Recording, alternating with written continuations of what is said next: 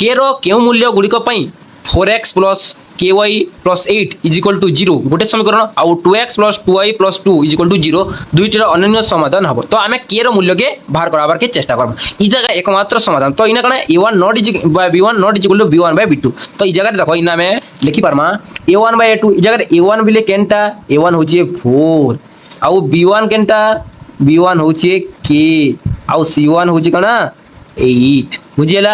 আউ এই জায়গায় কানা a2 হচ্ছে কানা a2 হচ্ছে 2 b2 হচ্ছে 2 আউ c2 হচ্ছে কানা 2।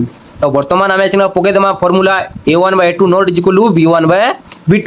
তো তারপরে যেগুলো আমি পাইজমা কানা এটা কানা কে র মূল্য কানা দেখুন a1 বাই a2 বলে কানা 4 বাই a2 বলে কানা 2 not is equal to b1 বলে কানা k b2 বলে কানা 2।